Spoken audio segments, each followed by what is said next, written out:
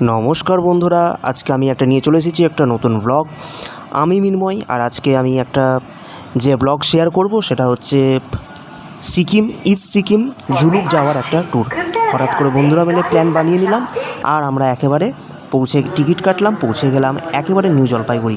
যাই হোক, এখানে কমলেশ, অনিমেষ এরা প্রত্যেকে রয়েছে, আর সেখানে তারা প্রত্যেকে ছবি তুলছে আর বলছে মাত্র এই কটা ছবি তুলেছি।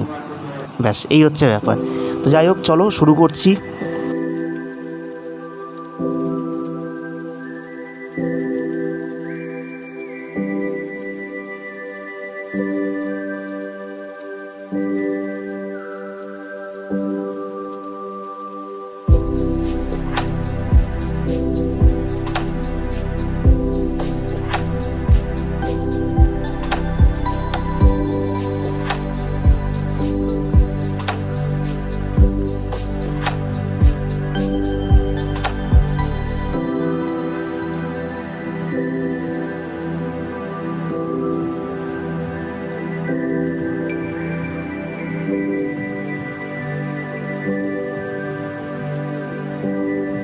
যাই হোক, এখানে বলে রাখা ভালো, সিকিমে দুদিন আগেই ভোট গিয়েছে এবং ভোটের গণনাও হয়েছে।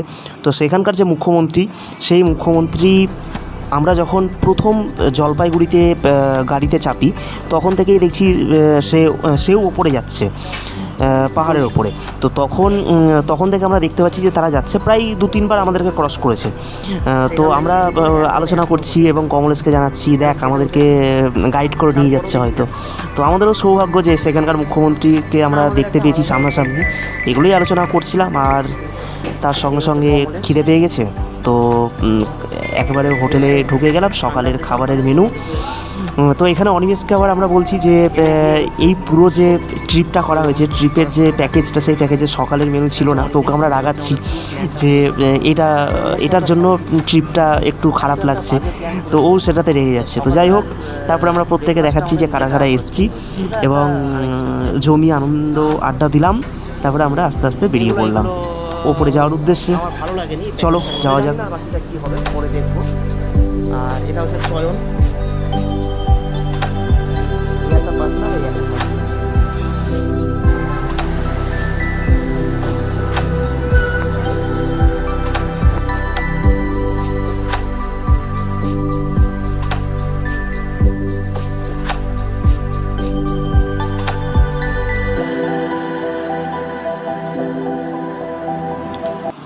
তো তোমরা দেখতেই পাচ্ছ যে তিস্তা নদী কীভাবে তার গতিবেগ বেড়েছে এবং কীভাবে ফুলে ফেঁপে ভাসছে। এত বৃষ্টি পাহাড়ে, তার জন্য এই জলস্তর বেড়েছে, আর তার সাথে ভোগান্তি তো অবশ্যই।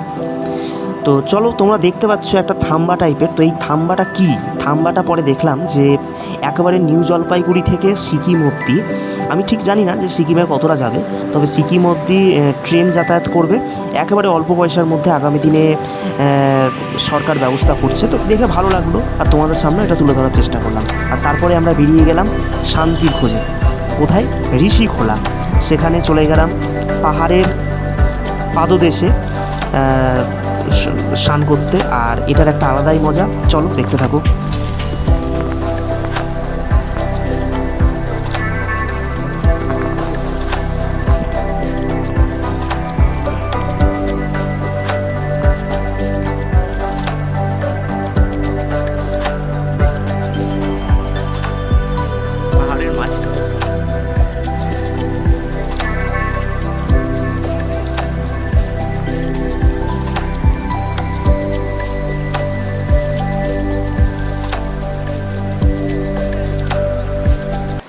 তোমরা তো দেখতেই পাচ্ছ যে কতটা উচ্ছ্বাস।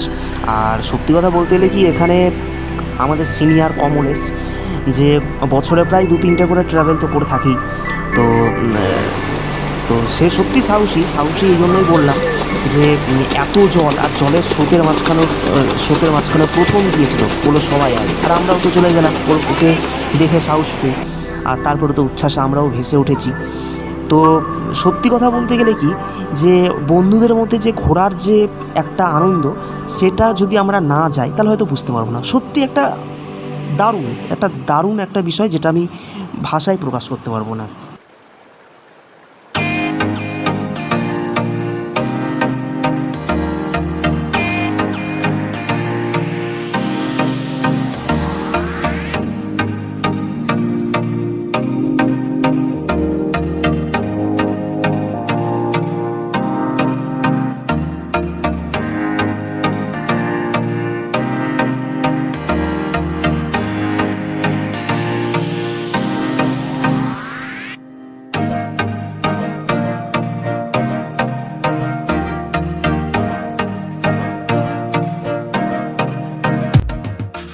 যাই হোক বন্ধুরা, আজকের ব্লগ এখানেই শেষ, আর পরের ব্লগ খুব তাড়াতাড়ি আসতে চলেছে।